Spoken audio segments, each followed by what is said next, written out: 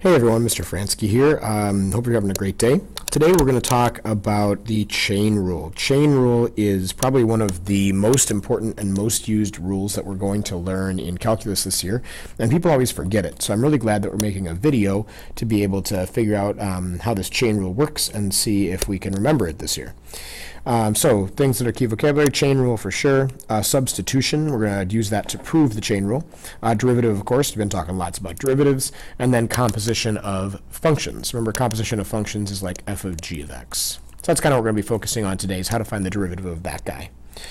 So first, let's take a look at some of the trig stuff like we learned in the last section. If you want to pause this and give the bell work a shot, you can feel free to do that. All right, let's give these a shot. So first, we're looking for the equation of the tangent line. Remember, we're looking for a point and a slope. So our point here is going to be 5 pi over 3. And then we're going to have to do secant of 5 pi over 3. Secant of 5 pi over 3, that is 1 over cosine of 5 pi over 3. So that is, let's see, 5 pi over 3 on the unit circle. That's 10 pi over 6. 9 at the bottom. 10 is right there. So cosine there is the x-coordinate. It's positive 1/2. So 1 over 1/2. So that's 2. So our point is 5 pi over 3, comma 2. Got that. All right. So now let's see if we can find our slope.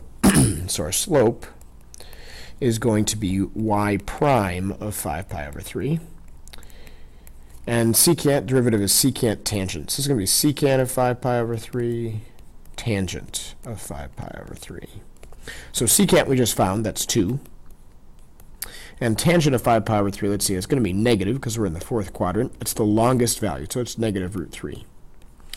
So we have our slope is negative 2 root 3. We have our point is 5 pi over 3, 2. So y minus 2 is equal to negative 2 root 3, x minus 5 pi over 3. Cool. Not too bad at all. Let's try the next one. Here they just want the slope. Just the slopes. They just want y prime.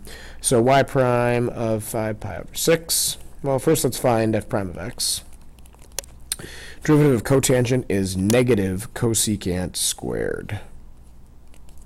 So we're going to evaluate that at x equals 5 pi over 6. I haven't used this notation a whole lot yet this year, but this means evaluated at. So if you just find the derivative of the function, you can say I'm going to evaluate that at x equals 5 pi over 6. So that is negative cosecant squared. Yeah, let's do it that way, sure. Cosecant squared of 5 pi over 6. So 5 pi over 6. 5 pi over 6 is just before pi. That's right there. And cosecant is 1 over sine. So this is going to be negative 1 over sine squared of 5 pi over 6. Sine there is positive 1/2. Hey, another positive 1/2. That's easy. So you have negative 1 over positive 1/2 squared. So that's negative 1/4. There we go. All right, now that the equation for the line normal, normal, that means we're going to have the opposite reciprocal slope to the tangent line. We have a quotient of functions here, so we're going to have to use quotient rule. So let's find y prime first.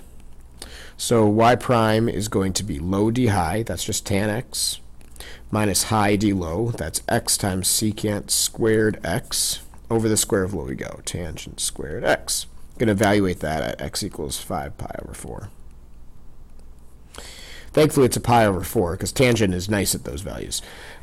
So at 5 pi over 4, tangent, let's see here, 5 pi over 4, 135, that's down here. Tangent is positive in the third quadrant, so that's 1. Minus x is 5 pi over 4. Secant squared of 5 pi over 4. So secant's 1 over cosine. Cosine there is negative root 2 over 2. Secant is 1 over that, and we're going to square it. So you square the top and the bottom. That's going to give you a 1 over a positive 2/4, which is 1/2. I'll write that out. So root 2 over 2 squared, that's 2/4, 1/2. So we have 1 over 1/2. So this is equal to 2. Let me double check that. 1 over, so that gives us 2/4, negative 2/4, that's 1/2 squared. So it's actually going to be 1 over 1/4, which is 4. Let me double check that one more time. Root 2 over 2 is 2 squared is 2 over 4, which is 1/2. Oh, nope, it is just 2. Fransky. There we go. Okay, and that makes sense because secant there should be negative root 2. And that value squared is going to be 2. So I have 5 pi over 4 times 2 divided by tangent squared x. We already know that's 1. Oh, that's nice. So that 1 just kind of goes away. So that is 1 minus 5 pi over 2. You could combine that more. You could even leave it like this. Remember, we don't have to worry about algebra simplification here. So that's our slope. Our point is going to be kind of gross. So it's going to be 5 pi over 4. And then it's going to be 5 pi over 4 divided by, so tangent of 5 pi over 4, we've already talked about, that's positive 1. So actually it's 5 pi over 4, 5 pi over 4. That's kind of cool. All right. So now we want the normal line. So it's the opposite reciprocal of this. I don't really want to think too hard about that. You can if you want to. You can make this a 2 minus 5 pi over 2, and then flip it over to be 2 over 2 minus 5 pi. But we can just make the slope of the normal line negative 1 over this, 1 minus 5 pi over 2. So that's what I'm going to do. And we'll just actually leave it right there. So we got y minus 5 pi over 4 is equal to that slope times x minus 5 pi over 4. Kind of gross, but it works. Sheesh. Well, I'm glad I finally figured out how to square root 2 over 2. That took long enough. All right, let's get into the chain rule. So, chain rule helps us with problems like this. What's the derivative of sine of x squared? So the problem with this is that we know the derivative of sine x is cosine x. So the question is the derivative of sine x squared just equal to the cosine of x squared? Well, that seems too easy, right? And it turns out that is not true, so don't do that. And more as we go on through the year, people will try to do that. It's a really common mistake to make, but we have to take care of the baby function, right? This x squared in here we call the baby function. And let me show you why that doesn't work. Let's set it with something simpler. Let's say f of x is, let's say it's like 3x quantity squared, okay? So the question is, can you just move that 2 to the front? So is f prime of x, is it equal to, if we just move the 2 to the front, is it just 6x? So it'd be 2 times 3x. Let's write it that way. 2 times 3x. Well, let's see. If we actually square this out, we get 9x squared, and the derivative of that should be 18x. So this definitely didn't work, because that only gave us 6. The way that the chain rule actually works is what you do is you take the derivative like we did. You just move the 2 to the front, so 2 times 3x, but then you multiply by the derivative of the baby function, which is 3. So then we get 2 times 3 is 6, times 3 is 18x, and it works out. So let's show why that is. So the derivative of a composite function, what's happening here is we want the derivative of f of g of x, right? Because like sine of x squared, sine of x squared, in this case my f of x would be sine, and my g of x would be x squared. So f of g of x would be sine of x squared, right? You're plugging it in there for the x.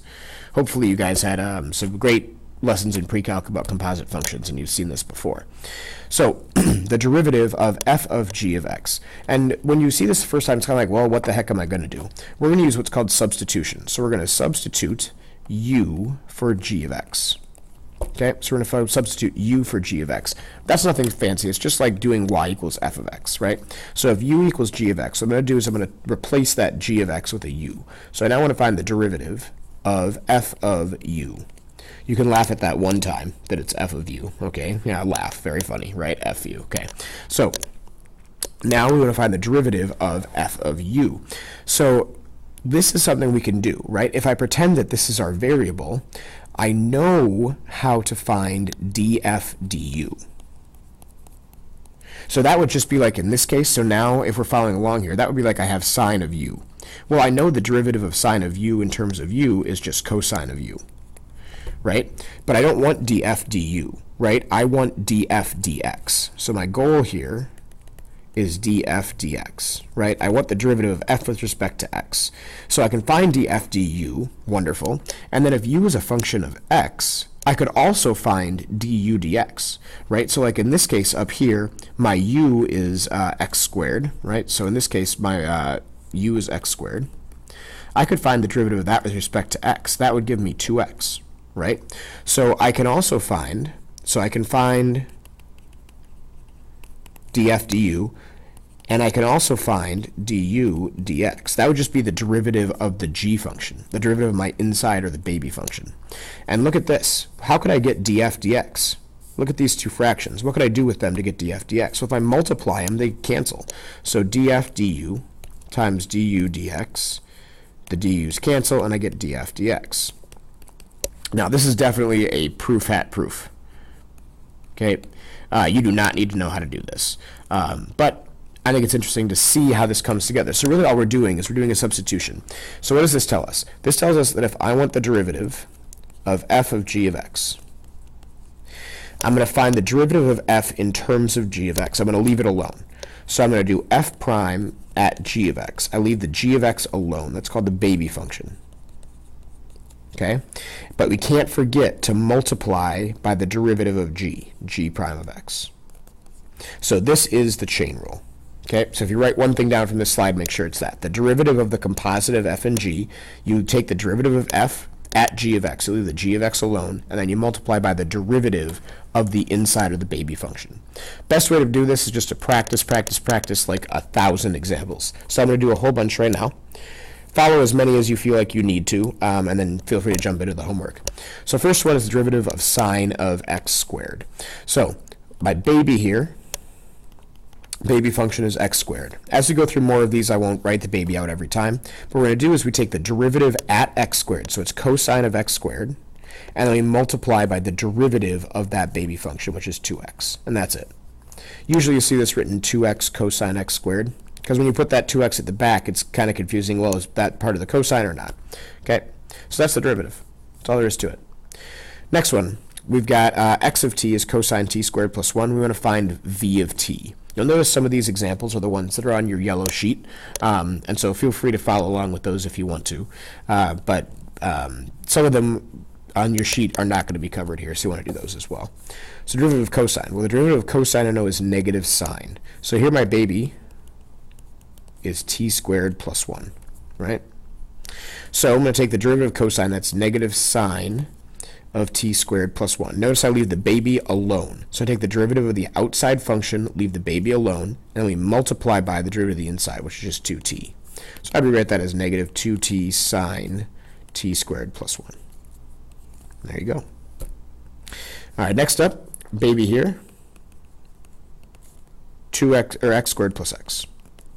So derivative of sine is cosine x squared plus x multiplied by 2x plus 1. Let's put that in parentheses because we have to multiply by the entire derivative of the function. So I'd rewrite that as 2x plus 1 cosine x squared plus x. And of course you could distribute here if you wanted to. I would not. I would just leave it like that. It shows that you know how chain rule worked and you're done. All right, a few more. Ooh, this one's fun because our baby function is a little bit more complicated. We got 5 minus a sine of 2x. Now, sometimes when you have a more complicated baby function like this, sometimes I like to write out what the derivative of the baby is. So baby prime. Well, this has a composition of itself, right, of its own. So derivative of 5 is nothing. We don't have to worry about that. Derivative of negative sine is negative cosine. So negative cosine of 2x multiplied by 2, because I have to take care of that baby inside. This is like a Russian nesting doll, right? Like we have a baby inside of a baby. It's kind of weird. Okay, so the derivative of tangent is secant squared. Leave the inside function alone. 5 minus sine of 2x. Now I have to multiply by the derivative of that inside function. We have that right here. It's negative 2 cosine of 2x. Another way to do that is you can kind of unwrap it one at a time. So that's our entire solution. But you can unwrap it one at a time. You could have just jumped right in and said secant squared 5 minus sine 2x. And then multiplied by, well, the derivative of the inside, negative sine, that's negative cosine of 2x. And then realize at the end, oh my gosh, I have to multiply by the derivative of the baby on that one, which is 2. Right? And you notice you have the same thing. I just have the 2 written in a different place either way. All right, now we're looking for a tangent line. So for that tangent line, we have to have a point and a slope. So let's find our point first. So the point is going to be pi over 3 and then sine to the 5th. Remember, sine to the 5th means sine x to the 5th power. So we plug that pi over 3 in. Sine of pi over 3 is positive root 3 over 2. So root 3 over 2 I have to take to the 5th. Wow, okay. So root 3 to the 5th is, let's see, root 3 to the 5th. I'd write that as root 3 squared times root 3 squared times root 3. The reason I do that is because root 3 squared is 3, right? So I have 9 root 3 on the top. And then 2 to the 5th is 32. And of course, you could have just left that as root 3 over 2 to the 5th. You wouldn't have had to expand it out. That's just fine. You don't have to do algebra. Now our slope, let's find y prime. So y prime is going to be, so if that 5 comes to the front, so this time my baby function is sine. Right? My baby function here is sine. My outside function is just x to the 5th power. So it's going to be 5 times sine x to the 4th. That's the outside part. I left the inside part alone, multiplied by cosine x. So we're going to evaluate that at x equals pi over 3. And that will be, let's see, 5 times, we know sine of pi over 3 is root 3 over 2, so root 3 over 2 to the 4th. That'll be nicer, we won't have any root 3's left over. And then multiplied by cosine of pi over 3, which I could have done, that's just 1/2, right? So that is, let's see, this is 9 over 16, so I have 5 times 9/16 times cosine of pi over 3 is 1/2. Can stop there, but what is that? 45 over 32. Okay, so we have our point, we have our slope, y minus 9 root 3 over 32 equal to 45 30-seconds. Can you reduce that? I don't think you can. 3 times, I don't think so. Multiplied by x minus pi over 3. There we go. Nice. Cool. All right, I got one more. Show that the slope of f of x equals 1 over 1 minus 2x is always positive. So remember, we could do quotient rule here, but that sounds like not fun. So I'm going to rewrite this as 1 minus 2x to the negative first power. Remember, we can do that. And now we have an outside and an inside function. My baby is 1 minus 2x, and my outside is just x to the negative 1. So we can move that. So we have an f prime of x, move that negative 1 to the front. So we have negative 1 minus 2x to the negative 2. Now you multiply by the derivative of the inside function, which is negative 2. Ah, those negatives cancel, which must be something with this idea that it's always positive. So we have positive 2 over quantity 1 minus 2x squared. Well, that square is always going to make it positive. So this is always for sure greater than 0. Now, we might have to think about whether this could be 0, right? We could divide by 0 here. So this is going to have some kind of a vertical asymptote, but at any other point, we're going to square this. We'll have a positive over a positive will be greater than 0. Very cool. All right, that's all I've got for you for chain rule. Thanks for bearing with me. This is an important one. If you get lost along the way with chain rule, make sure you come back here, watch some of these examples. Love you guys. That's why I'm here. Have a great day.